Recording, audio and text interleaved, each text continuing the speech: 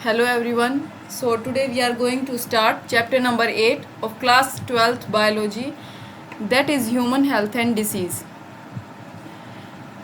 तो हाइपोक्रेट्स, जिन्हें हम फादर ऑफ मेडिसिन के तौर पर जानते हैं, उन्होंने गुड ह्यूमर हाइपोथेसिस जो है दी थी, जिसमें उन्होंने बताया था कि हमारी बॉडी में 4 ह्यूमर होते हैं जिनका बैलेंस जिनका अगर बैलेंस बॉडी में है तो उसे गुड ह्यूमर हाइपोथेसिस कहते हैं, मतलब हेल्थ अच्छी है।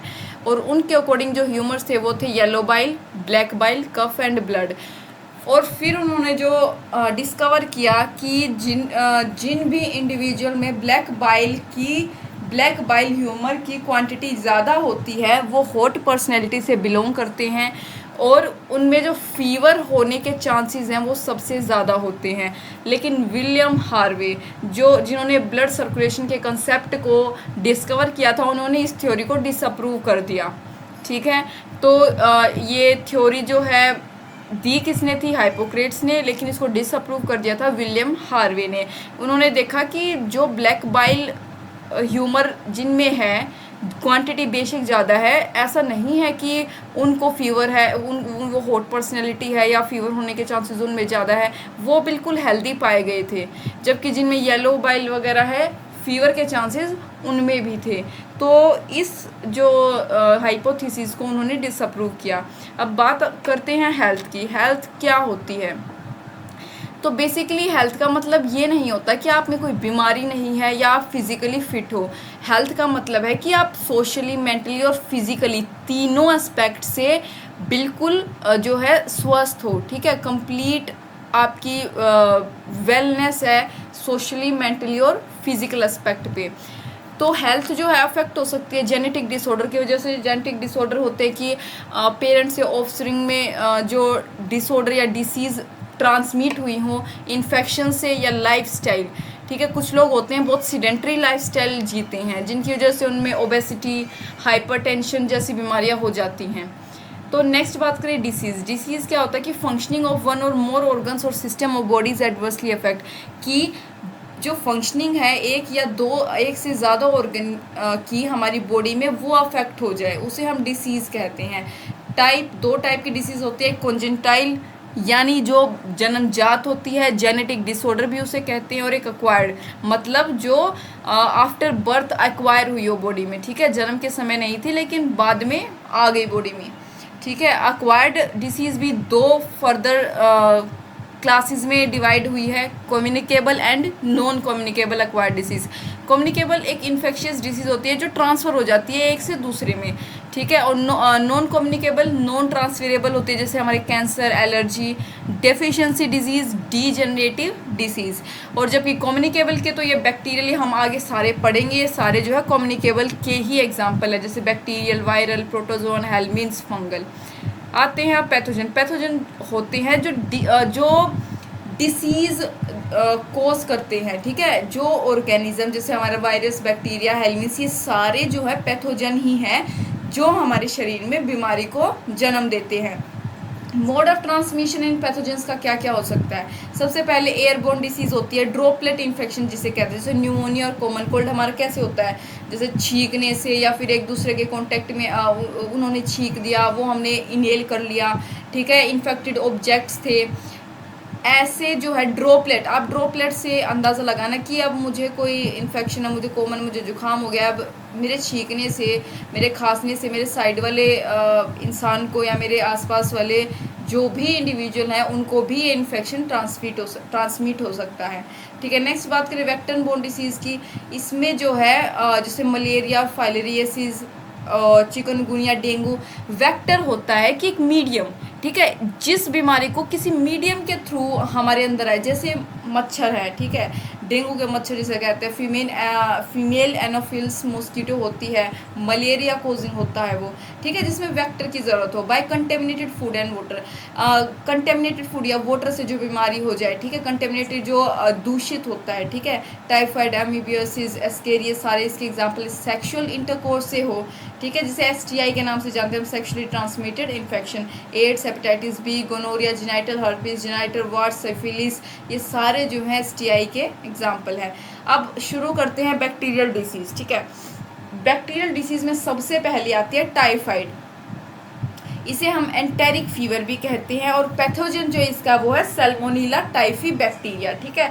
ये पैथोजन कोज करता है टाइफाइड। मोड ऑफ ट्रांसमिशन जो है कंटेमिनेटेड फूड है और वाटर है, और फीकल ओरल रूट, ठीक है, इसके थ्रू ये होता है। कंटेमिनेटेड फूड या वाटर हमने जो है उसका इंटेक कर लिया, वो हमारे स्मॉल इंटेस्टाइन में एंटर करेगा, जिसके बाद वो हमारे और बॉडी के ऑर्गन्स को भी अफेक्ट करेगा। सिम्टम्स क्या है? सस्टेन हाई फीवर, ठीक है, हाई फीवर का आना, वीकनेस होना, स्टमक पेन, कॉन्स्टिपेशन, कब्ज, headache and loss of appetite, भूख ना लगना। और इसमें जो है अपने टाइफाइड में इंटेस्टाइनल परफोरेशन एंड डेथ, बहुत जो सीरियस केस होते हैं, जो सीवर बन जाते हैं केस, उसमें जो है इंटेस्टिनल मतलब परफोरेशन होता है कि मल्टीप्लिकेशन होना, ठीक है, वहाँ पे सेल्स बहुत ज़्यादा और डेथ भी हो जाती है कई केसों में। वाइडल टेस्ट होता है जो इसका कन्फर्मेटरी टेस्ट होता है टाइफाइड का। अगर आपको सिम्टम्स दिख रहे हो और आपको जो है ये जानना है कि अगर आपको सही में टाइफाइड है या नहीं है, कंफर्म करना है, तो आप वाइडल टेस्ट करा सकते हो। ये कहाँ से? मैरी मेलन नाम की एक कुक थी प्रोफेशन से, जिसका निकनेम फिर टाइफाइड मैरी कर दिया था। उनको जो है वो कुक थी, टाइफाइड था, उनको पता नहीं था, तो वो जो है जो उनका कुकड फूड था वो कंटेमिनेट होता रहता, उसके ज़रिए जो है ये टाइफाइड उस टाइम बहुत लोगों में गया था, तो इनके नाम से जो है ये टाइफाइड का नाम पड़ा, ठीक है। न्यूमोनिया, नेक्स्ट बैक्टीरियल डिसीज़ की बात करेंगे। ये थोड़ा सा जो है पेज दिख नहीं रहा है ढंग से, ये बिल्कुल ब्लर आ गया है। अगर खैर मैं अपनी कॉपी से जो है अपने नोट्स से आपको पढ़ के बता देती हूँ, यहाँ से समझ नहीं आ रहा। न्यूमोनिया जो है उसका पैथोजन है स्ट्रिप्टोकोकस न्यूमोनी या फिर हीमोफाइलस इन्फ्लुएंजी बैक्टीरिया। और ये क्या है? Droplet infection. मतलब ये कैसे होता है कि अगर हम इनहेल कर ले ड्रॉपलेट्स को, या aerosols release by infected person ने जो है रिलीज कर दिए कोई ड्रॉपलेट, जैसे एरोसोल्स होता है कि हम बात करते हैं उस टाइम हमारे जो है मुंह से कुछ थोड़ा बहुत सलाइवा या उसके ड्रॉपलेट्स जो है कई बार निकल जाते हैं, उनको इनहेल करने के कारण न्यूमोनिया हमें हो सकता है। और शेयरिंग ग्लासेस या यूटेंसिल्स, इन्फेक्टेड पर्सन के ग्लास या यूटेंसिल्स शेयर करने से भी ये क्या करते हैं? इन्फेक्ट करती है एल्वियोली ऑफ लंग्स। लंग्स में जो एल्वियोली होती है उन्हें इफेक्ट करती है, उन्हें एक फ्लूइड से भर देती है, जिसकी वजह से जो है सांस लेने में प्रॉब्लम भी होती है। फीवर होना, चिल्स, कफ, हेडेक, लिप्स और हाँ, इसमें सिग्निफिकेंट जो इसका एक सिम्टम है ये है कि लिप्स और नेल्स जो है वो ग्रे से ब्लूइश हो जाते हैं, ठीक है। क्यों हो जाते हैं ये ब्लूइश? क्योंकि हमारे देखो एल्वियोली में जो है फ्लूइड भर गया है, अब वहाँ पे गैसियस या फिर ऑक्सीजन का एक्सचेंज अच्छे से नहीं हो पा रहा है, जिसकी वजह से जो है इनका कलर चेंज हो जाता है। नेक्स्ट बात करें डिप्थीरिया और प्लेग। ये जो है एनसीईआरटी की बुक में सिर्फ नाम ऐसे एग्जाम्पल दे रखे हैं, थोड़ा सा हम इनको भी समझ लेंगे। डिप्थीरिया जो होता है कोरिनीबैक्टीरियम डिप्थीरिया बैक्टीरिया की वजह से होता है, ये इसका पैथोजन है। ड्रॉपलेट इन्फेक्शन, अगेन थ्रोट को ये अफेक्ट करता है डिप्थीरिया। इसके सिम्टम्स है सोर थ्रोट, होर्सनेस, ठीक है, difficulty in breathing, mild fever up to 5। मतलब ये सबसे ज़्यादा जो अब 5 साल की एज तक के बच्चों को डिप्थीरिया ज़्यादा अफेक्ट करता है, क्योंकि जो है ये कंटेमिनेटेड फूड या वाटर से भी फैल जाता है, और छोटे बच्चे होते हैं वही उसी मिट्टी का इंटेक कर लेते हैं फिर, ठीक है। तो इस वजह से जो है बच्चों में ज़्यादा देखा जाता है ये। और स्किक टेस्ट जो है एक चिक टेस्ट, और इसकी चिक टेस्ट जो है इससे कंफर्म किया जा सकता है कि डिप्थीरिया है या नहीं है। नेक्स्ट बात करें प्लेग की। इसको ब्लैक डेथ भी कहते हैं। लिम्फ नोड्स जो हमारे बॉडी में होते हैं उनको ये अफेक्ट करता है। यर्सीनिया पेस्टिस बैक्टीरिया जो इसका पैथोजन है। रेड फ्लिया, जीनोफाइसेला, चेप्सिस इंसेक्ट जो है, आपको ये साइंटिफिक नाम बेशक आप याद ना रखें, रेड फ्ली याद रखिए, ये एक्टोपैरासाइट होता है एक रेट पे, ठीक है।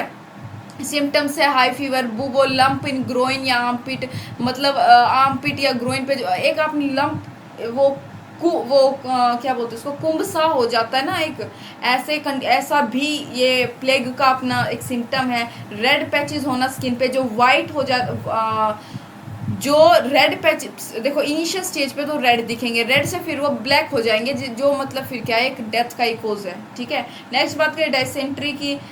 स्कीगिला डाइसेंट्रियल बैक्टीरिया इसका पैथोजन है। कंटेमिनेटेड फूड या वाटर से होता है। इंटेस्टाइनल ट्रैक्ट का ये इन्फेक्शन है। Stomach pain, muscular cramps, diarrhoea यानी फ्रिक्वेंट मोशन इसके जो है सिम्टम्स हैं। मोर एग्जांपल अगर हम बैक्टीरिया के तो टेटनस, ट्यूबरकुलोसिस जो है ये सारे बैक्टीरियल के जो है एग्जांपल है। टेटनस में क्या होता है, ये वाउंड इन्फेक्शन होता है, मतलब आपको कोई भी कट लग जाता है किसी भी शार्प ऑब्जेक्ट से, ठीक है, तो उसमें टेटनस का इंजेक्शन लगाने की सलाह दी जाती है, क्योंकि इसमें क्या होता है सैंड बोन, अगर मिट्टी अंदर चली जाए तो वो वर्स हो जाता है, ठीक है, वॉलंटरी मसल्स को ये अफेक्ट करता है। ड्रॉपलेट टीबी जो एक ड्रॉपलेट इन्फेक्शन से होता है, लंग्स और लिम्फ नोड्स को अफेक्ट करता है। वूपिंग कफ होता है एक पर्ट्यूसिस जो इसका साइंटिफिक नाम है। ड्रॉपलेट इन्फेक्शन इसका जो है मोड ऑफ ट्रांसमिशन है, थ्रोट को अफेक्ट करता है। लिप्रोसी की बात करें फिजिकल कॉन्टैक्ट से होता है और स्किन को अफेक्ट करता है। वायरल डिसीज की बात करेंगे, कॉमन कोल्ड जिससे हम सब वाकिफ हैं, राइनो वायरस इसका पैथोजन है। ड्रॉपलेट जैसे किसी के खांसने से, इन्फेक्टेड पर्सन के जो है किसी भी ऑब्जेक्ट को, कंटेमिनेटेड ऑब्जेक्ट को छूने से, ठीक है, ये अफेक्ट करता है नोज और हमारे रेस्पिरेटरी पैसेज को, लेकिन लंग्स को नहीं करता। न्यूमोनिया और कॉमन कोल्ड में सबसे बड़ा डिफरेंस है कि न्यूमोनिया लंग्स को अफेक्ट करेगा, कॉमन कोल्ड लंग्स को अफेक्ट नहीं करेगा, जबकि जो सिम्टम्स है वो लगभग सेम ही होते हैं थोड़े बहुत। नेजल कंजेशन एंड डिस्चार्ज होना, जो नाक बहती है, सोर थ्रोट होना, होर्सनेस होना कि आवाज़ अच्छे से नहीं निकल पाती, ठीक है, कफ, हेडक, और ये 3 से 7 दिन तक रहता है। अब ये एक साइड मैंने वायरल डिसीज़ लिखी हैं और दूसरी साइड उनके मोड ऑफ ट्रांसमिशन है, ठीक है। कॉमन कोल्ड जो है ड्रॉपलेट इन्फेक्शन की वजह से AIDS, sexual intercourse, polio, faecal oral route की वजह से ये नर्वस सिस्टम को अफेक्ट करता है। रेबीज बाइट, पागल कुत्ते के काटने से। डेंगू फीवर एक वेक्टर बोर्न डिसीज है। इन्फ्लुएंजा थ्रोट को अफेक्ट करता है, ड्रॉपलेट इन्फेक्शन के थ्रू होता है। मम्स, पैरोटिड सलाइवरी ग्लैंड होती हैं जो हमारी सलाइवरी ग्लैंड है, उसी का सबसे 3 टाइप्स की हमारी सलाइवरी ग्लैंड होती है। सबसे पहली पैरोटिड होती है, लार्जेस्ट जो हमारी होती है, ये ड्रॉपलेट इन्फेक्शन की वजह से होती है। चिकनगुनिया वेक्टर बोर्न डिसीज है। हेपेटाइटिस बी सेक्सुअल इंटरकोर्स की वजह से। Small pox, chicken pox, measles, ये सारे वायरल जो है डिसीज़ के एग्जाम्पल है। प्रोटोजोआन की बात कर लेंगे, अमीबाइसिस यानी अमीबिक डायसेंट्रीज का सबसे पहला डिसीज़ पढ़ेंगे हम, जो होती है एंटमीबा हिस्टोलिटिका। प्रोटोजोआ के कारण मोनोजेनेटिक होता है ये प्रोटोजोआ, मतलब इसकी सिंगल होस्ट लाइफ साइकिल होती है, मतलब कि सिर्फ ह्यूमंस में, ठीक है। एक डाइजेनेटिक होती है जिसमें 2 होस्ट जो है क्या 2 होस्ट इन्वॉल्व होते हैं, जैसे 2 होस्ट, जैसे मच्छर, एक मच्छर और ह्यूमंस, ठीक है, 2 होस्ट हो गए कि मच्छर में था भाई अपना, हम आगे पढ़ेंगे मलेरिया के केस में, मच्छर ने अपना स्पोरोजाइट था, उसके अंदर वो ब्लड के थ्रू जो है स्पोरोजाइट हमारी बॉडी में भी ट्रांसमिट हो गया, 2 होस्ट हो गया। पॉलीजेनेटिक होता है कि 2 से ज़्यादा होस्ट, ठीक है। कंटेमिनेटेड फूड या वाटर की वजह से ये ट्रांसमिट होती है। Faecal oral route, house flies इसका कैरियर होता है। Constipation, abdominal pain, cramp, stool with mucus and blood इसके जो है सिम्टम्स है। मलेरिया की बात करें, ट्रांसमोडियम एक टीनी प्रोटोजोआ की वजह से होता है। एंडोपैरासिटिक होता है। डाइजेनेटिक यानी 2 होस्ट, इंट्रासेलुलर पैरासाइट मतलब सेल के अंदर ही होता है, ये ब्लड पैरासाइट, ठीक है। Human and mosquito that is 2 host. Female Anopheles mosquito carrier होता है। देखो अब फीमेल, पहले हम पढ़ेंगे मॉस्किटो की। मॉस्किटो में जो है सेक्सुअल फेज होता है इसका, और अगर ह्यूमंस की बात करें उनमें सेक्सुअल फेज होगा इस पैरासाइट का। कैसे?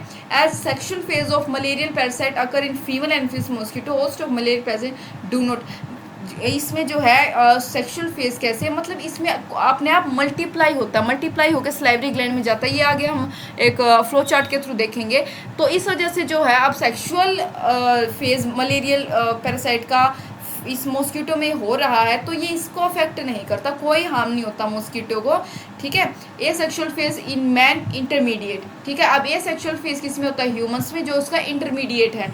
टाइप्स की बात कर ले, 3 टाइप्स के होते हैं ये protozoa, Plasmodium vivax, Plasmodium malaria और प्लाज्मोडियम फैल्सीपेरम। ये जो है बिनाइगन टर्शियन मलेरिया होता है, मतलब हर तीसरे दिन फीवर आए, ये क्वार्टन मलेरिया है, हर चौथे दिन फीवर आए, और ये मेलिग्नेंट है, हर तीसरे दिन ये भी, ठीक है। प्लाज्मोडियम ओवेल अनदर स्पीसीज होती हैं जो नहीं, इंडिया में तो नहीं देखी जाती, लेकिन ये मिल्ड मलेरिया को कोज करती हैं। अब मेलिग्नेंट मलेरिया की बात कर लेंगे। प्लाज्मोडियम फैल्सीफेरम से जो होता है, जो मोस्ट सीरियस वन होता है, और फैटल वन भी होता है, मतलब खतरनाक होता है, लाइफ थ्रेटनिंग होता है, ठीक है। इसी की लाइफ साइकिल पढ़ेंगे। अब ह्यूमंस में पढ़ेंगे सबसे पहले।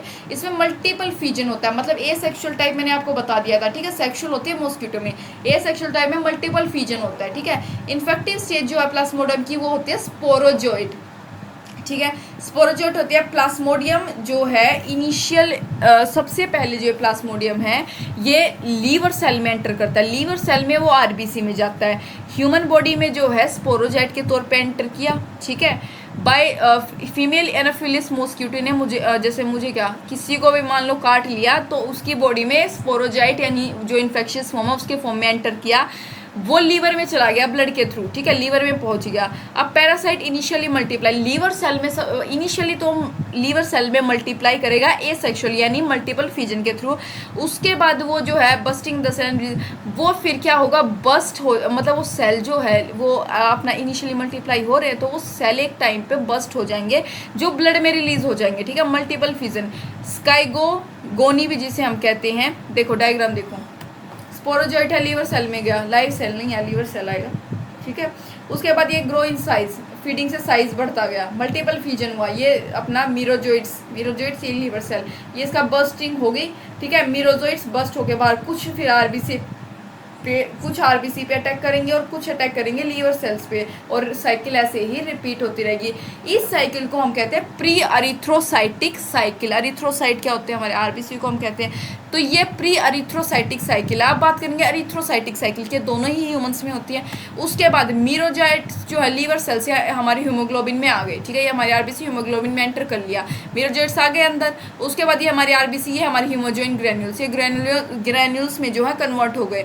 ट्रोफोजोइट जो अडल्ट स्टेज होती है, इसकी अडल्ट स्टेज मल्टीपल फीजन से ये बहुत सारे डिवाइड हो गए। देखो ये ट्रोपोजोइट हो गया, ठीक है, ट्रोपोजोइट, ये ह्यूमोजोइन, ये काफ़ी जो है पॉइजनस है होता है ये, और ये हमारे मीरोजोइट्स, ह्यूमोजोइन, मीरोजोइट्स, और ये हमारे आरबीसी, ये बस्ट हुई, मीरोजोइट्स अटैक किया न्यू आरबीसी पे एंड रिपीट द साइकिल। ये थी अरिथ्रोसाइटिक साइकिल। अब देखो हीमोजोइन ग्रैन्यूल्स जो है वो iron of HB of corpus का, ये जो हीमोजोइन ग्रैन्यूल्स होते हैं ये आयरन होते हैं हीमोग्लोबिन के, ठीक है। ये टॉक्सिक ग्रैन्यूल्स होते हैं, और इसकी वजह से ये जो चिल और हाई फीवर, हर 3 से 4 दिन, तीसरे से 4th डे जो फीवर आता है मलेरिया में, ठीक है, वो एकदम से बहुत तेज आना, फिर आराम, फिर कम हो जाना, वो हीमोजोइन ग्रैन्यूल्स के कारण ही होता है। जो मीरोजोइट्स होते हैं वो आरबीसी एंड डेवलप, वो आरबीसी में एंटर करेंगे और डेवलप हो जाएंगे गैमेटोसाइट्स में, मतलब सेक्सुअल स्टेज, जिसमें फीमेल गैमेटोफाइट और एक मेल गैमेटोफाइट 2 होते हैं, ठीक है। अब ये गैमेटोफाइट यानी सेक्सुअल स्टेज की बात हो रही है, तो यानी फीमेल एनाफिलिस मॉस्किटो में बात करेंगे।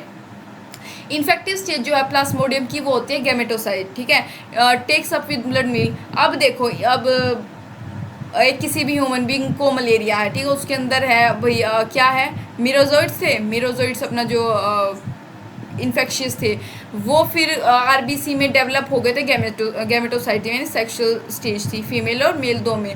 अब वहाँ से मॉस्किटो ने काटा उसको, फीमेल एनोफिलिस ने, उसके थ्रू क्या हो गया, takes up with blood meal gametocyte को उसने अपने ब्लड मिल के साथ ले लिया। फर्टिलाइजेशन स्टार्ट हुई, डेवलपमेंट, फर्टिलाइजेशन और डेवलपमेंट जो होगी वो मॉस्किटो के स्टमक या गट में होगी। फर्टिलाइजेशन के बाद डिप्लॉइड जायगोट बनेगा स्टमक में। कैसे, मॉस्किटो का जो जायगोट बनता है, ठीक है, डिप्लॉइड जायगोट, उसके स्पर्म और ओवम का, ठीक है, आप ऐसे समझो कि डिप्लॉइड जायगोट बन गया मॉस्किटो के स्टमक में। जायगोट फिर एलोंगेट होगा, ठीक है, वो ऐसे मतलब फैल सा जाएगा, ठीक है, मोटाइल एंड, उसको कहेंगे हम ऊकाइनाइट, ठीक है, ऊकाइनाइट उसका नाम हो गया। फिर वो क्या करेगा, मूव्स करेगा, जो उनकी वॉल होती है ना स्टमक की, फीमेल एनाफिलिस की, उन पे जमा हो जाएगा और वहाँ मूव करेगा। फिर वो जो था ऊकाइनिटी वो चेंज हो जाएगा उस साइड्स में सरफेस ऑफ स्टमक में उनके, और इनसाइड इट्स उनके उसके अंदर स्पोरोजाइट फॉर्म होंगे जो at the end salivary gland जो है उनके उनमें रिलीज हो जाएंगे, और फिर दोबारा अगर वो किसी इंसान को काटेंगे उनके सलाइवरी ग्लैंड में स्पोरोजोइट होगा जो अगेन ह्यूमन बॉडी में ट्रांसमिट हो जाएगा। तो इन्फेक्टिव जो है स्टेज में वो स्पोरोजोइट है और मॉस्किटो में गैमेटोफाइट है। सिम्टम्स क्या होते हैं आफ्टर 14 डेज, मतलब इसके सिम्टम्स आपको इन्फेक्शियस बाइट के 14 डेज बाद अपीयर होते हैं, जैसे अर्ली रेस्टलेसनेस, बेचैनी होना, भूकंप लगना, नींद नहीं आना, मसल्स में पेन होना, हेडेक होना, चिलनेस, बॉडी टेम्परेचर एक बार तो 106 डिग्री फ़ारेनहाइट पहुंच जाएगा, फिर बहुत पसीना आएगा, फिर टेम्परेचर नॉर्मल हो जाएगा, ठीक है, और हर 48 आवर्स में ये अटैक रिपीट होते रहते हैं। नेक्स्ट बात करें अफ्रीकन स्लीपिंग सिकनेस, ये ट्रिपेनोसोमा प्रोटोजोआ के कारण होता है, डायजेनेटिक होते हैं, 2 होस्ट होते हैं, यानी कैरियर होता है सीसी फ्लाई, अनकॉन्शियसनेस होती है, मतलब बहुत नींद आती रहती है पूरा टाइम, काला आजार एक डिसीज़ होती है, ठीक है, लीशमानिया डेनोवानी प्रोटोजोआ होती है, डायजेनेटिक होती है, और जो है ये मेरे को यहाँ समझ नहीं आ रहा, सैंड फ्लाई जो है इसका कैरियर होता है, ठीक है, सैंड फ्लाई कैरियर है। हेलमिन्स की बात करें अब यहाँ, जो एस्केरियस सबसे पहले पढ़ेंगे, एस्केरियस जो एस्केरिस इसका पैथोजन होता है, यानी राउंडवॉर्म, मोनोजेनेटिक होता है, सिंगल होस्ट होता है, एंडोपैरासाइट होता है स्मॉल इंटेस्टाइन का, ह्यूमन बींग्स में मोर कॉमन होता है चिल्ड्रंस में।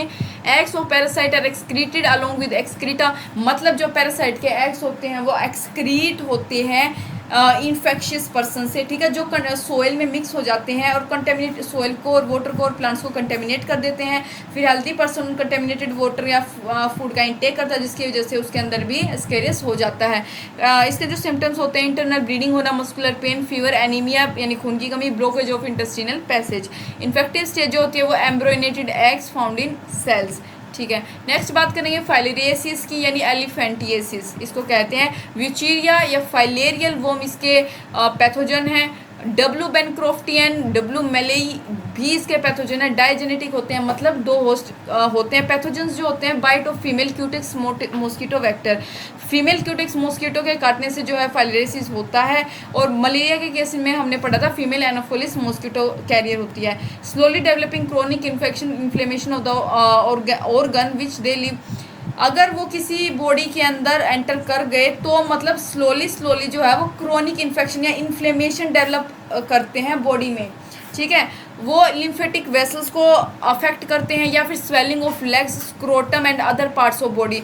मतलब आपने कभी देखा होगा या नहीं भी देखा होगा, एनसीईआरटी की बुक में देखो कि आप पैर देखोगे, एक कितना ज़्यादा इन्फ्लेमेशन उसमें हो गया, ऐसा लग रहा है कि जैसे हाथी का पैर है कोई, ठीक है। Genital organs are also affected, मतलब जो जेनाइटल ऑर्गन्स हैं वो भी इसमें अफेक्ट हो सकता है, इसमें बहुत सारी ग्रोस डिफॉर्मिटीज़ होती हैं, मतलब काफ़ी जो सीरियस और गंभीर डिफॉर्मिटीज़ हो जाती हैं, ठीक है। नेक्स्ट बात करें रिंगवॉर्म की, ये होता है जेनेरा ट्राइकोफाइटन या एपिडर्मोफाइटन की वजह से, माइक्रोस्पोरम भी इसका एक पैथोजन होता है, अक्वायर्ड फ्रॉम सोयल, मतलब सोयल या क्लोज, अगर कोई भी इससे रिंगवॉर्म से अफेक्टेड है, उसका हम उसकी जगह हम कंघी भी यूज़ कर रहे हैं तो उससे भी हमें इन्फेक्शन हो सकता है ये, ठीक है। तो स्किन, नेल्स और स्कैल्प्स जो हमारी होती हैं, ठीक है, उनमें ये देखने को मिलता है।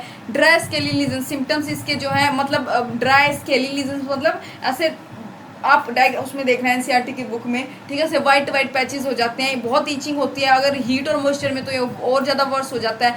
एथलीट्स फुट डिसीज़ एक होती है, मतलब जो एथलीट होते हैं वो बहुत ज़्यादा शूज़ पहने रहते हैं हर टाइम, तो जिसकी वजह से इतना ज़्यादा मॉइस्चर वहाँ पे पैदा हो जाता है, रिंगवॉर्म वहाँ हो जाता है, फिर एक पैर से दूसरे पैर में ट्रांसमिट हो जाएंगे, उसके बाद वो हाथ वहाँ लगाएंगे तो हाथों में भी हो जाएगा, तो ये वर्स हो जाता है बहुत। बात करेंगे गम्बूसिया, एक फिश है, ठीक है, जिसको अगर आप पोंड में रखते हो तो मॉस्किटो लार्वा को होल्ड करेगी, जो ये वेक्टर होता है बहुत सारी डिसीज़ का। नॉन कम्युनिकेबल डिसीज़ की बात करें, मतलब जो एक से दूसरे में नहीं फैलती, वो cancer, asthma, scurvy, rickets, night blindness, arthritis, diabetes, marasmus, kwashiorkor, cardiovascular disease. Marasmus और क्वाशियोरकर प्रोटीन की उसकी डेफिशिएंसी की वजह से होते हैं। आर्थराइटिस हमारा एक ऑटोइम्यून डिसऑर्डर है। डायबिटीज़ इंसुलिन के कम सिक्रेशन की वजह से होता है। रिकेट्स विटामिन डी की, स्कर्वी विटामिन सी की। अस्थमा और कैंसर आप जानते ही होंगे, अस्थमा तो एक एलर्जी मतलब एलर्जेंस की वजह से होते हैं जो मास्ट सेल से रिलीज होते हैं। Night blindness vitamin A. Immunity की बात करें तो ओरल एबिलिटी जो होस्ट की किसी भी डिसीज से लड़ने की, उसको कहते हैं हम इम्यूनिटी। ठीक है। इनेट या एक्वायर्ड दो टाइप की ये होती है हमारे पास। इनेट और एक्वायर्ड दो टाइप की इम्यूनिटी होती है। इनेट जो होती है वो मतलब जन्मजात होती हैं, ठीक है, नॉन स्पेसिफिक होती हैं, टाइम ऑफ बर्थ, नो कोई मेमोरी सेल नहीं होती। 4 टाइप के बैरियर होते हैं इसमें, ठीक है, फिजिकल या जिसे हम एनाटॉमिकल भी कहते हैं, फिजियोलॉजिकल, सेलुलर और साइटोकाइन। फिजिकल जो होते हैं उसमें होता है स्किन या म्यूकस मेम्ब्रेन। स्किन क्या है, एक हमारा लार्जेस्ट ऑर्गन ऑफ बॉडी है, ठीक है। ऑर्गन बात की है, या अगर लार्जेस्ट ग्लैंड की बात होती तो लीवर आता है, ठीक है। एसिडिक पीएच जो है स्किन का, एसिडिक पीएच होता है यानी 3 से 5, जो क्या करता है, डिस्ट्रॉय कर देता है बैक्टीरिया। अगर स्किन के ऊपर बैक्टीरिया आ रहे हैं तो उसका पीएच जो है बैक्टीरिया को डिस्ट्रॉय कर देगा, यानी prevent entry of micro organisms, ठीक है। Dead stratum corneum, outer most layer जो स्किन की होती है वो डेड सेल्स की होती है, स्ट्रेटम कॉर्नियम की, ठीक है, जो बैक्टीरिया को ग्रो या एंटर नहीं करने देती। म्यूकस मेम्ब्रेन की बात करें तो म्यूकस से आइडिया लग जाता है, सीलिया या म्यूकोसल सेल। ये जो है म्यूकस मेम्ब्रेन लाइन करती है रेस्पिरेटरी और हमारे ट्रैक्ट को, गैस्ट्रो इंटेस्टिनल ट्रैक्ट और यूरिनो जेनाइटल ट्रैक्ट, ठीक है। ये तीनों हमारे बहुत सेंसिटिव ऑर्गन होते हैं जिनको ये लाइन करती है। जो वहाँ पे सीलिया और म्यूकोसल सेल है वो बैक्टीरिया या माइक्रो ऑर्गेनिजम्स को वहाँ ग्रो नहीं करने देते और वहाँ उसको एंट्री भी नहीं देते। नेक्स्ट बात करें फिजियोलॉजिकल बैरियर की, ये इनहिबिट करते हैं growth of microbes after they get entered into body. मतलब अगर माइक्रोब्स बॉडी में एंटर कर गए हैं तो उसकी ग्रोथ को इनहिबिट कर देंगे, ठीक है, मतलब ग्रोथ को रोक देंगे। जो जैसे इसके एग्जांपल है फीवर होता है, ठीक है। फीवर होना, मैं सच बताऊं तो एक अच्छा ही बात है, क्योंकि ये फिजियोलॉजिकल बैरियर है।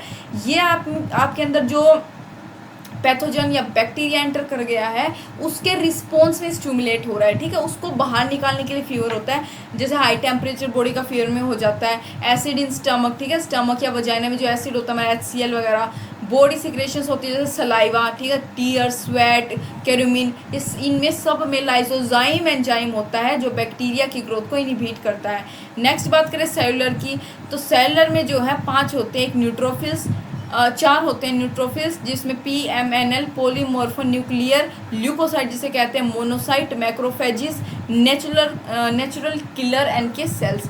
न्यूट्रोफिल्स जो हैं ये हमने सर्कुलेशन वाले चैप्टर में भी पढ़ा था, मोस्ट एक्टिव और मोटाइल होते हैं, ठीक है, और मैनी लोब्स, इनके न्यूक्लियस में बहुत सारे लोब्स होते हैं इसलिए इन्हें पॉलीमॉर्फो न्यूक्लियर ल्यूकोसाइट कहा जाता है। फेगोस, ठीक है, 60 to 65% होते हैं टोटल WBC का न्यूट्रोफिल्स। मोनोसाइट की बात करिए लार्जेस्ट होते हैं लेकिन 5 से 8% WBC का होते हैं। मैक्रोफेजिस और नेचुरल किलर जो है इन चारों में याद रखना है कि नेचुरल किलर जो है वो नॉन फेगोसाइटिक एसिड, बाकी तीनों neutrophils, monocyte, macrophages phagocytic cells हैं। न्यूट्रोफिल्स प्लस मोनोसाइट जो है ब्लड में होते हैं और मैक्रोफेजिस टिश्यू में। मैक्रोफेजिस भी अगेन 2 में डिवाइडेड, एक वेंडरिंग एक फिक्स। वेंडरिंग जो घूमते फिरते रहते हैं, ठीक है, फिक्स होते हैं जैसे Kupffer cells in liver, dust cell in lungs, microglial cells in brain, ठीक है। नेचुरल किलर की बात करें, ये अटैक करते हैं ट्यूमर सेल्स पे और वायरस पे, जो वायरस इन्फेक्टेड सेल है। उसके बाद जो टाइप ऑफ लिम्फोसाइट है ये बोन मैरो में बनता है, स्प्लीन, लिम्फ नोड और रेड बोन मैरो एग्जाम्पल है जैसे नेचुरल किलर ही हम कहते हैं। 5 से 7% होते हैं peripheral blood lymphocyte human body में। इनका कोई एंटीजन रिसेप्टर नहीं होता जैसे कि TRB लिम्फोसाइट। प्रोटीन पेरिफोरिन्स होता है, ठीक है। Create pores on plasma membrane of target cell, जो टारगेट सेल की प्लाज्मा मेम्ब्रेन है उसके ऊपर पोर्स क्रिएट कर देते हैं जो H2O की परमीबिलिटी बढ़ा देते हैं जिसकी वजह से सेल स्वेलअप हो जाता है और एट द एंड बस्ट हो जाता है। सेल फ्रेगमेंट जो है फिर डाइजेस्ट हो जाते हैं फेगोसाइटिक सेल्स के द्वारा जिससे कि बैक्टीरिया ख़त्म हो जाता है अंदर, ठीक है। साइटोकाइन बैरियर की बात करें, केमिकल मैसेंजर होता है ये, इम्यून सेल्स का लो मोलिकुलर वेट प्रोटीन होता है। सेल टू सेल कम्युनिकेशन होती है इसकी। इंटरल्यूकाइंस मतलब ल्यूकोसाइट के द्वारा ये प्रोड्यूस होता है। ल्यूकोसाइट क्या हमारे WBC का एक टाइप है, ठीक है। WBC के टोटल 5 टाइप होते हैं जो 2 में डिवाइडेड है, ग्रेनुलोसाइट, ए ग्रेनुलोसाइट 3 होते हैं, ए ग्रेनुलोसाइट 2 होते हैं, ठीक है। जो हमारे क्या होता है मोनोसाइट और लिम्फोसाइट, ए ग्रेनुलोसाइट है। उसके बाद बात करें वायरस इन्फेक्टेड सेल जो है जो वायरस इन्फेक्टेड सेल होगा इंटरफेरेंस वो प्रोटेक्ट करता है नॉन इन्फेक्टेड सेल्स को, ठीक है, फर्दर वायरल इन्फेक्शन से। तो साइटोकाइन का जो एग्जांपल है वो इंटरफेरेंस ही है। लेकिन ये वायरस को किल नहीं करता, बस मल्टीप्लाई होने से रोकता है। ये 270 अमीनो एसिड से बना होता है जो इनहिबिट करता है multiplication of virus, translation inhibiting protein ये कंसिस्ट करता है translation inhibiting protein. Not specific to virus होता है, मतलब स्पीसीज स्पेसिफिक केमिकल है, किसी वायरस से स्पेसिफिक नहीं होता ये, ठीक है। अल्फा इंटरफेरॉन एक और टर्म है, ये रिकम्बिनेट डीएनए टेक्नोलॉजी से जो है बनता है। बायोलॉजिकल रिस्पॉन्स मॉडिफायर होता है, एक्टिवेट कर देता है इम्यून सिस्टम को, जो डिस्ट्रॉय कर देते हैं ट्यूमर सेल्स को। ट्रीटमेंट, स्किन कैंसर का जो ट्रीटमेंट होता है, एड्स के पेशेंट में सबसे ज़्यादा स्किन कैंसर होता है, ये मैं बताऊंगी आगे क्यों। कपोसी सरकोमा जिसे कहते हैं, उस केस में जो है अल्फा इंटरफेरॉन का यूज़ किया जाता है। ये इम्यून सिस्टम मॉडिफायर्स होते हैं, ठीक है। इन्फ्लेमेशन की बात करें कि जो local response of living mammalian tissue to injury, कोई भी इंजरी या इन्फेक्शन हुआ जिसकी वजह से जो है हमें सूजन आ जाती है, ठीक है। Body defence reaction, limit spread of infectious agent, ठीक है। ये क्या होता है, बॉडी डिफेंस रिएक्शन होता है, मतलब एक्शन हो गया कि भाई किसी ने काट लिया, ठीक है, कोई इंजरी हो गई, उसके रिएक्शन में जो डिफेंस में जो रिएक्शन आया उसे इन्फ्लेमेशन कहते हैं। ये इन्फेक्शन एजेंट के जो हार्श इफेक्ट्स हैं उसको रोकता है, ठीक है, उसको स्प्रेड नहीं होने देता। रेडनेस, हीट, स्वेलिंग, ओइडिमा, पेन, ये सारे इसके एग्जांपल है। स्वेलिंग दो टाइप की होती है, इन्फ्लेमेशन और ओइडिमा। इसमें फ़र्क ये है कि इन्फ्लेमेशन जो है पेनफुल होती है, लेकिन ओइडिमा पेनफुल नहीं होती है, इसे प्रोटीन डेफिशिएंसी की वजह से होता है, जो एल्बुमिन होता है हमारा, ठीक है। नेक्स्ट बात करें कि फर्स्ट लाइन ऑफ डिफेंस क्या है हमारा, skin mucus membrane. Second line neutrophil, monocyte, macrophages, interferon, fever. Third line specific immunity by T and B lymphocyte. Acquired immunity, pathogen specific जो है डाइवर्सिटी, हाँ ये क्या होते हैं, पैथोजन स्पेसिफिक। देखो अब हमने बात की थी इनेट इम्यूनिटी की, जिसमें 4 हमने पढ़ लिए टाइप। बात करेंगे एक्वायर्ड की, मतलब जो बर्थ के टाइम पे नहीं होती लेकिन बाद में एक्वायर की जाती हैं। पैथोजन स्पेसिफिक होती हैं, ये मेमोरी सेल्स में डेवलप होती हैं। Acquired after birth. डाइवर्सिटी होती है कि मतलब भिन्न भिन्न प्रकार की बीमारियां हो सकती हैं, डिस्क्रिमिनेट कर सकती हैं अपने खुद के सेल्स और नॉन सेल्स के बीच में। इम्यून रिस्पॉन्स, सबसे पहले पैथोजन एंटर करेगा बॉडी में पहली बार, तो बॉडी काफ़ी लंबा समय लेगी उसको। ऑब्वियसली देखो कोई अननोन पर्सन आ जाए, ठीक है, आपके सामने, आप नहीं जानते हो उसको, तो आप थोड़ा टाइम लोगे ना कि याद, पहले तो आप सोचोगे कि मैंने कहीं देखा, टाइम लगेगा, ठीक है, काफ़ी समय लगेगा आपको समझने में, उनको जानने में, सब कुछ करने में। तो वही काम है कि बॉडी सबसे एक अननोन पैथोजन एंटर किया है फर्स्ट टाइम बॉडी में, तो अननोन ही होते हैं हालांकि पैथोजन सारे, लेकिन फर्स्ट टाइम जो पैथोजन ने एंटर किया वो उसको बॉडी टाइम लेगी रिकॉग्नाइज और उसके अगेंस्ट रिस्पॉन्ड करने में, उसको हम कहेंगे प्राइमरी इम्यून रिस्पॉन्स।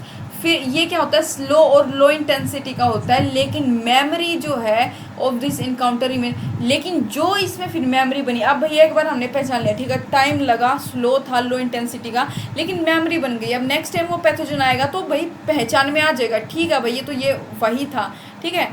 तो वही काम हो कि पैथोजन ने, अब उसी पैथोजन ने सेकेंड टाइम एंट्री ली, चाहे वो कितने ही टाइम बाद ली हो, तो एक रैपिड जो है रिकॉग्नाइज पैथोजन एक्टिवेट होगा, उससे क्विकली रिस्पॉन्स करेगा, उसको हम टर्शरी नहीं सेकेंडरी इम्यून रिस्पॉन्स कहेंगे। अनअमनेस्टिक इसको हम कहते हैं कि जो एक बार याद की हुई चीज़ हमें दोबारा से याद आ जाए एकदम से, ठीक है, उसको हम अनअमनेस्टिक कहते हैं। ये रैपिड और मोर इंटेंस होता है due to movement of memory cells. Both immune response carried by lymphocyte, दोनों इम्यून रिस्पॉन्स जो है लिम्फोसाइट की मदद से कैरी होते हैं, जैसे बी लिम्फोसाइट और टी लिम्फोसाइट, दो में डिवाइडेड होता है। अब अक्वायर्ड इम्यूनिटी भी दो टाइप की होती है, एक होती है एक्टिव और एक होती है पैसिव। एक्टिव जो होती है, देखो मैं आपको ये बताऊँ, इस चैप्टर में इतना कुछ समझाने का नहीं है, ठीक है, समझाने का ज़्यादा नहीं, क्योंकि मैंने जो है नोट्स मेरे बहुत अच्छे बने हुए हैं, अगर आप नोट्स से भी पढ़ोगे तो आपको एकदम से चीज़ें समझ आएंगी। ये ज़्यादा चैप्टर याद करने का, इतना कंसेप्चुअल कुछ नहीं, अगर आपको इसके अच्छे नोट्स मिल जाए ना तो मतलब इतना समझने का फिर इसमें कुछ रहता नहीं, सब याद करने का ही रह गया है। तो इसलिए मैं थोड़ा सा स्पीड में जो है आपको समझा रही हूँ, ताकि क्योंकि आप नोट से भी पढ़ सकते हो फिर इजीली, जो ज़्यादा डीप जाने का होगा वो उसमें मैं आपको बता दूंगी। हाँ कंटिन्यू करते हैं। एक्वायर्ड इम्यूनिटी दो टाइप की है, एक्टिव और पैसिव। एक्टिव, पहले एक्टिव की बात कर लेंगे।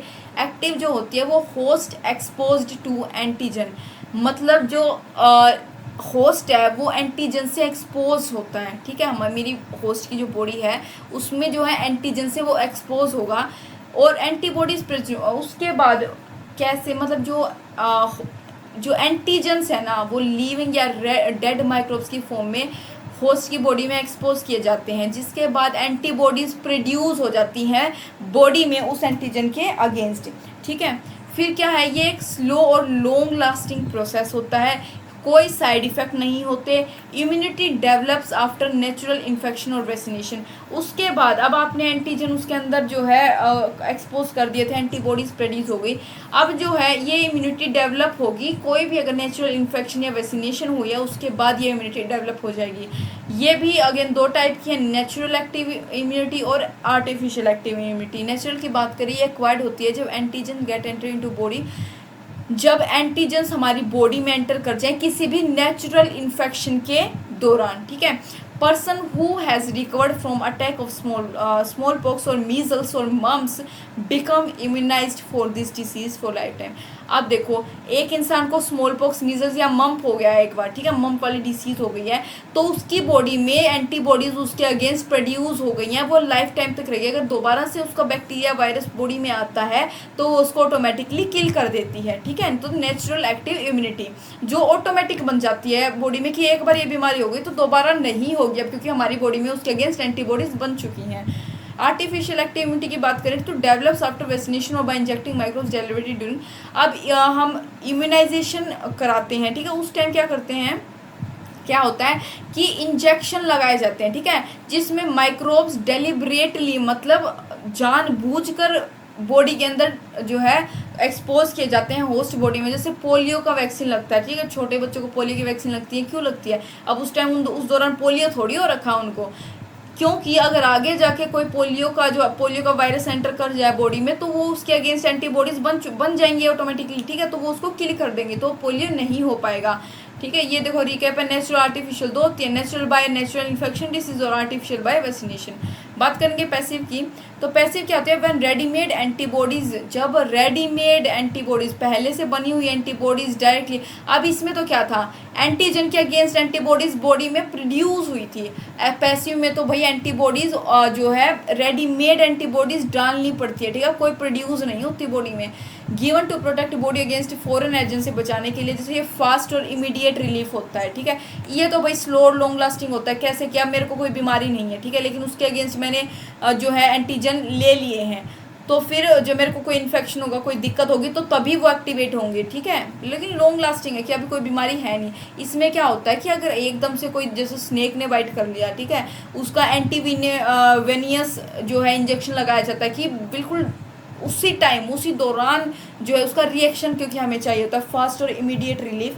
दो टाइप के होते हैं, नेचुरल पैसिव और आर्टिफिशियल पैसिव। नेचुरल पैसिव क्या है, येलोइश फ्लूइड जो कोलोस्ट्रम होता है ना, यानी जो इनिशियल स्टेज में प्रोड्यूस मदर्स जो मिल्क प्रोड्यूस करती हैं उनके लैक्टेशन पीरियड के दौरान, उसे हम कोलोस्ट्रम कहते हैं। भाई बहुत अबंडेंट एंटीबॉडीज़ उसमें होती हैं, IgA एंटीबॉडी टाइप उसमें प्रेजेंट होती है जो इन्फेंट को बहुत सारी बीमारियों से प्रोटेक्ट करती है।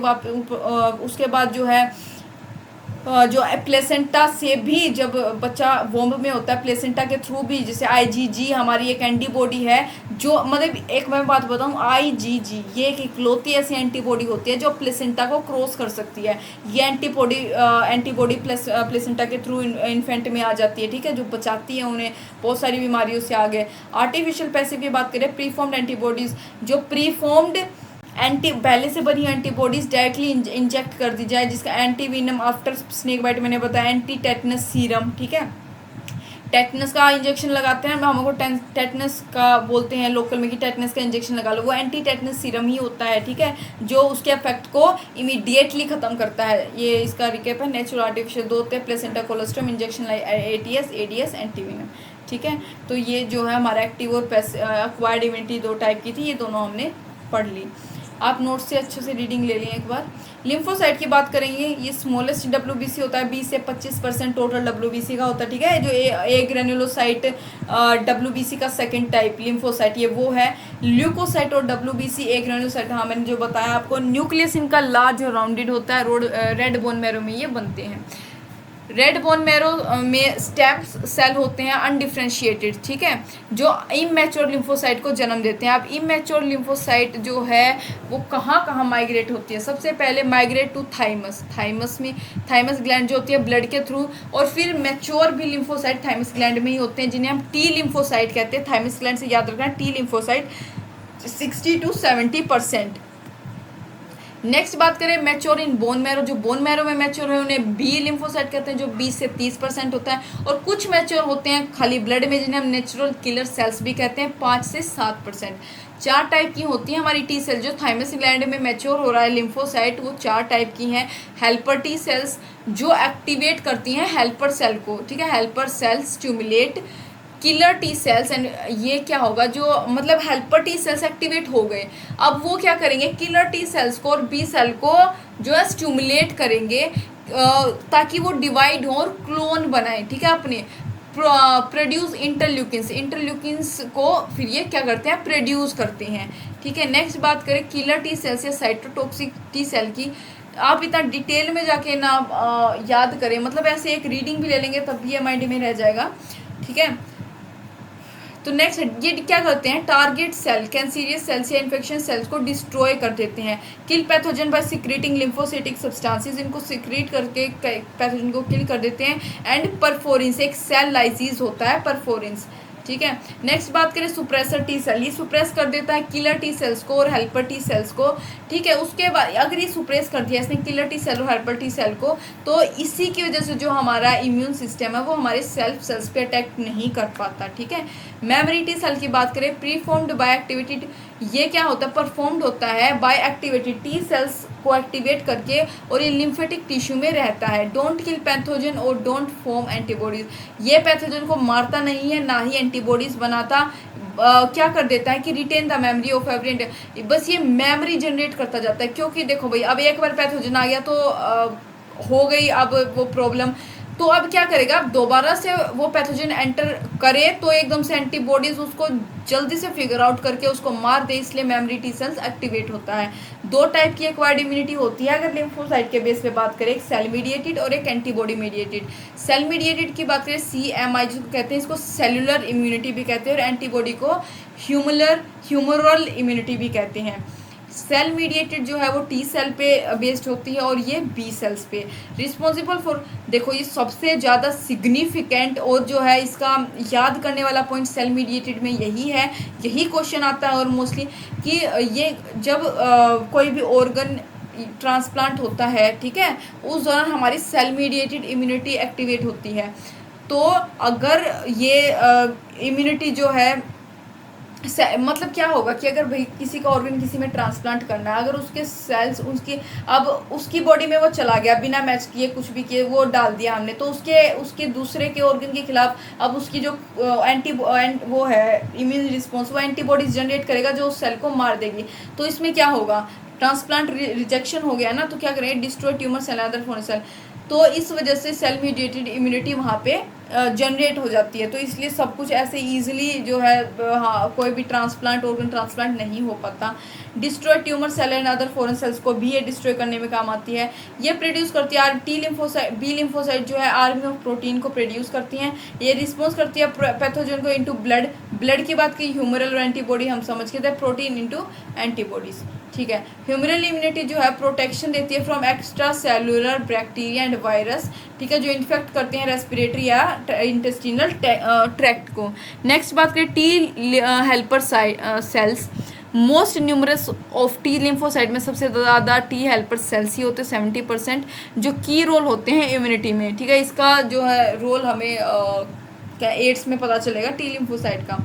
Immune system in the body कितने होते हैं, अपने 4 हैं, lymphoid organ, lymphoid tissue, specialized cells, lymphocyte या एंटीजन रिप्रेजेंटिंग सेल जिसको कहते हैं, soluble molecules like antibodies. Lymphoid organ की बात करें तो इनका ओरिजिन, मैचुरेशन, प्रोलिफरेशन लिम्फोसाइट के बेस पे ये 2 में डिवाइडेड है, प्राइमरी और सेकेंडरी, ठीक है।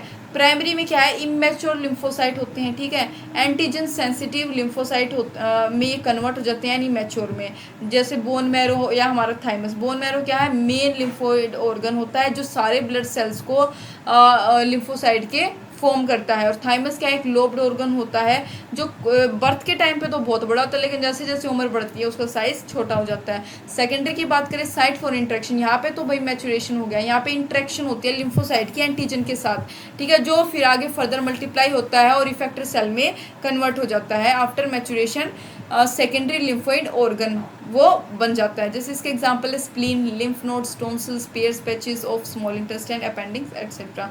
अब ये जो दोनों होते हैं अपना प्राइमरी, ये बोन मैरो और थाइमस, ये क्या करते हैं, micro organisms, micro environment provide करते हैं development and maturation of T lymphocyte की मैचुरेशन और डेवलपमेंट के लिए माइक्रो एनवायरनमेंट ये प्रोवाइड करते हैं। स्प्लीन की बात कर लेंगे यहाँ सेकेंडरी में। स्प्लीन क्या है, लार्जेस्ट जो है बीन शेप्ड ऑर्गन होता है, ठीक है, लार्ज स्पेसिस इसमें होते हैं जिसको कोर्ड्स ऑफ बेलियोर्स कहते हैं। Contain lymphocyte and phagocytes, act करता है as a filter of blood by trapping blood borne, ये जो है फिल्टर के तौर पे काम करता है, ठीक है, by trapping blood borne micro organisms को ये ट्रैप कर लेता है और अच्छे प्योर ब्लड को फिल्टर करके आगे भेजता है। हाँ, स्प्लीन जो है क्या होता है, ये ब्लड बैंक के तौर पे भी काम करता है कि जब बॉडी में आरबीसी का काउंट बहुत ज़्यादा कम होने लग जाए तो ये स्प्लीन जो है आरबीसी प्रोवाइड करने का भी काम करता है, ठीक है। ये सारी बातें सर्कुलेटरी वाले चैप्टर में मैंने बताई थी स्प्लीन से रिगार्डिंग। तो नेक्स्ट पार्ट में कंटिन्यू करेंगे इसे। Thank you for watching.